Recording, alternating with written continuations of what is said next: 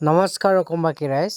আজি মোৰ যিটো নেকি মনটো বহুত বেয়া লাগি আছে যে ভাষাৰে বুজাব নোৱাৰোঁ, ভাষাৰে ক'ব নাজানো। এতিয়া কি ক'ম যে অসমৰ কণ্ঠশিল্পী জনপ্ৰিয় জুবিন গাৰ্গ আজি আমাৰ মাজত নাই বুলি কৈছে।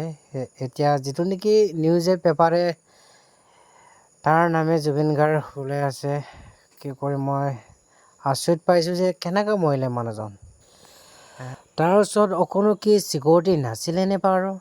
তাৰ অকণো কি ইমান ইয়াৰ অসমৰ পৰা মানুহ 10জন আছে বুলি কৈছে, ইহঁতে ক'ত আছিলে?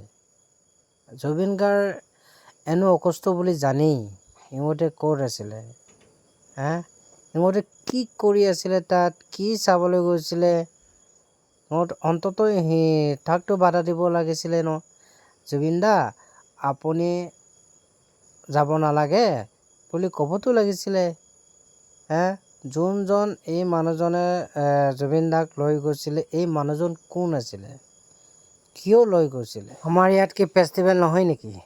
যোনজন মানুহ লৈ গৈছিলে আমাক লাগিব, সেইজন মানুহজনক লাগিব বৰ্তমান। আপোনালোকে কি কিয়ৰ কাৰণে লৈ গৈছিলে তাক? তো মানা কৰিব লাগিছিলে ন। এইটো ভাষাৰে বুজাব নোৱাৰে, এটা ক'ব এতিয়া ভাষাৰে যিটো নেকি ক'ম বুলি ভাবিছিলোঁ সেইটো এতিয়ালৈকে মোৰ মুখৰ পৰা ওলোৱা নাই।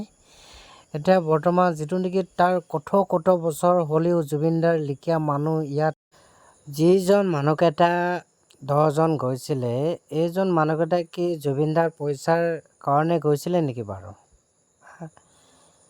যদি জুবিনদাকে যদি ৰক্ষা কৰিব নোৱাৰে, এই 10জন মানুহকেইটা কি কৰি আছিলে বৰ্তমান? ইহঁতে কি জুবিনদাৰ পইচাৰ লোভতে গৈছিলে নি বাৰু ছিংগাপুৰলৈকে? ছিংগাপুৰলৈকে এইটো কি পইচাৰ লোভতে গৈছিলে ন জুবিনদাৰ? এতিয়া যিটো নেকি অসমৰ এতিয়া সম্পদ, যিটো নেকি অসমৰ সম্পদ আমাৰ মাজত আজি নাই।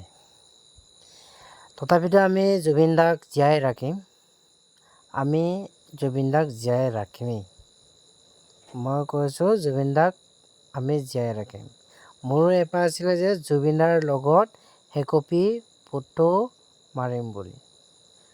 মই আছোঁ বৰ্তমান মহাৰাষ্ট্ৰ পুনে ডিষ্ট্ৰিক্টত আছোঁ বৰ্তমান। মই ইয়াৰ পৰা আপোনালোকক আহ্বান জনাইছোঁ যে জুবিন দা আপুনি ভালে কুশলে আপুনি য'তে থাকা তাতেহে ভালে কুশলে থাকিবা। ওম শান্তি।